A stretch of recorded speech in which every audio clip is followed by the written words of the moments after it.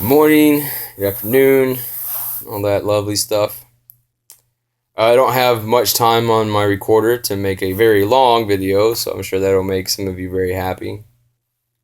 Um, I just want to address, the topic that has happened on Friday.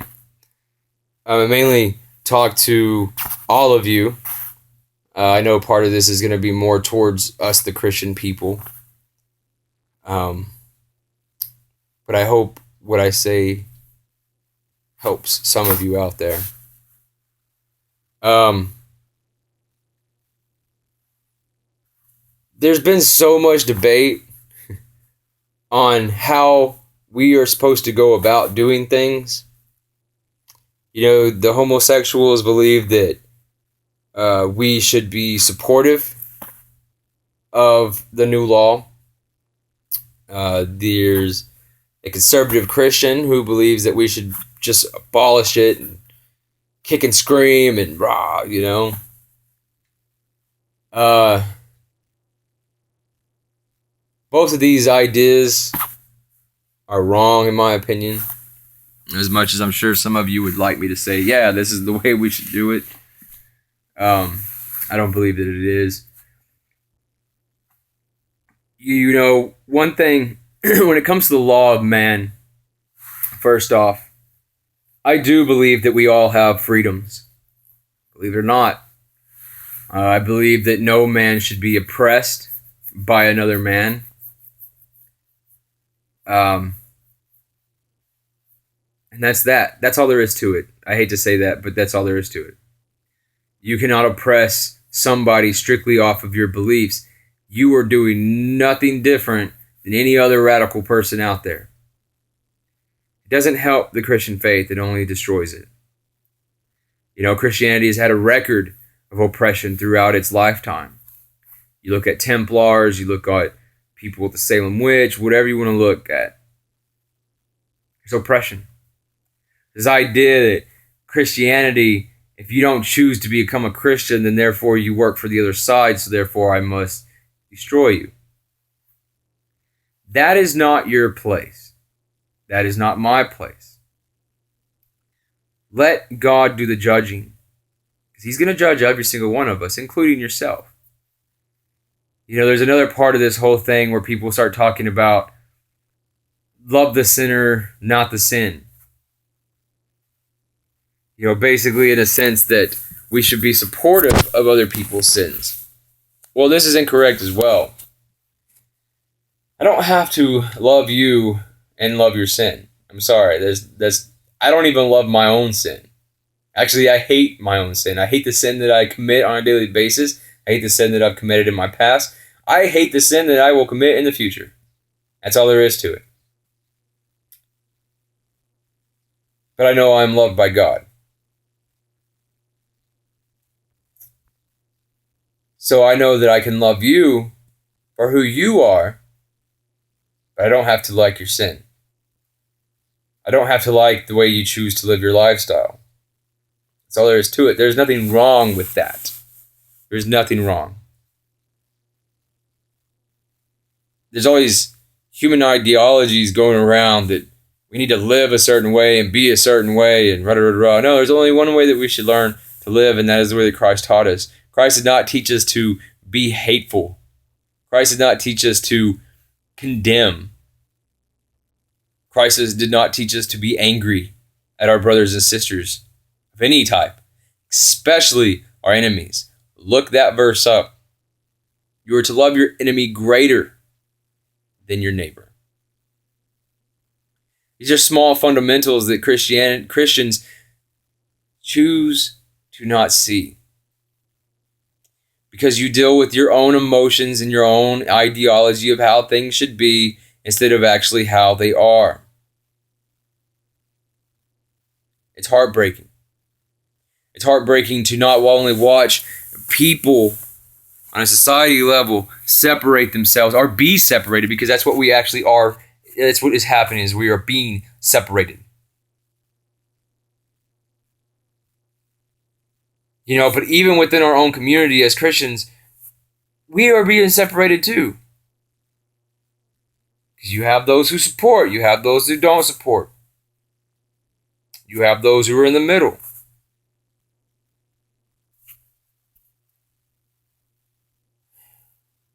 It's heartbreaking. It is heartbreaking to see so much anger. We already live in a world with so much anger, but yet we allow the dictation of man to put more within us, to separate us. Already Christians are being tied in with bigots, are being tied in with the Confederate flag, are being tied in with the terrorists. And make no mistake, it will happen eventually. We will be no different than that of ISIS or anybody else, because that is how the world and how the evil in this world wants us to be viewed as. That's all there is to it.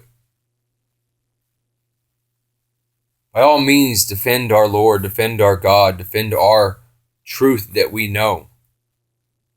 But do it the way that the Lord has taught us. That's all there is to it. Stop condemning others. You're only pushing people away from God. You're not helping them. It's not like by kicking and screaming and saying, oh, you're wrong for doing this. You're not really bringing them towards God. You're basically just fueling their fire. It's simple understanding.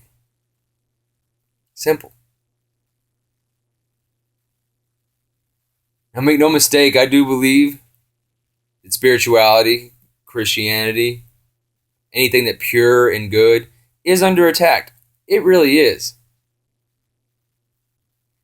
But as Christians, we shouldn't be that shocked.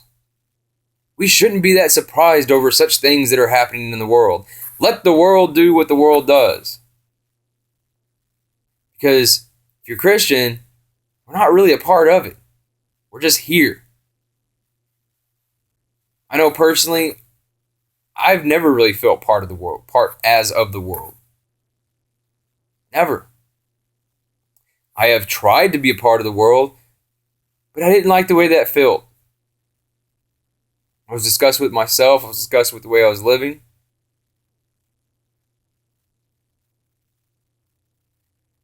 God has already told us that these things are going to happen. Why get angry? Are you afraid? If you're afraid, then you need to search within yourself to find God closer, to pull Him in closer, to bring that peace into your heart. There is nothing to fear. Nothing to fear. Let the world do what it does. It is not of God. You already know that. It shouldn't be that surprising. Now, to address a smaller part of all this, when it comes to this division of this country, make no mistake in what I say. We are being forcibly separated from one another. That's all there is to it. You may think that we're uniting, but we're not. People have always asked me, how could a new world order ever be formed? How could this happen? Well, my answer has always been very simple. In order to have new world order, you must first create new world chaos. Congratulations, we are now embarking on that. We are all being divided one by one to make sure that we cannot unite. Because through being united, we are able to fight back. We've been so scatterbrained on every single topic that nobody can find a common chord to pull us all together. And we're being force-fed these political agendas that make us think that we are being fed something good, but we're really just getting crumbs, and all those crumbs are just separating more and more of us.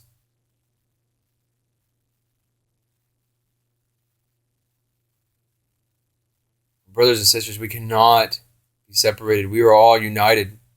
I am no different than you, and you are no different than me. I don't care how you live your lifestyle. When it comes to humanity, we're all the same. We are all the same.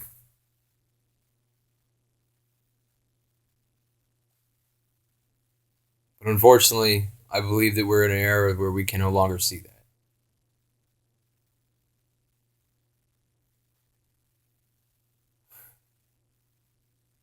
For those who have gained your new freedoms, your new rights, first off, let me say this last little piece on that.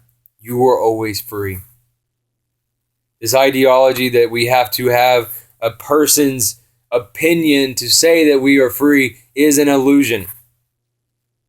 You are free. You have been free. You always will be free. Stop seeking others to tell you that you are. It is an illusion. To my brothers and sisters in Christ, don't be supportive. Don't judge. Your sin is no different than theirs. No different. We must learn how to love each other despite our differences. That's all there is to it. That's it for this video. Much love. God bless. See you later.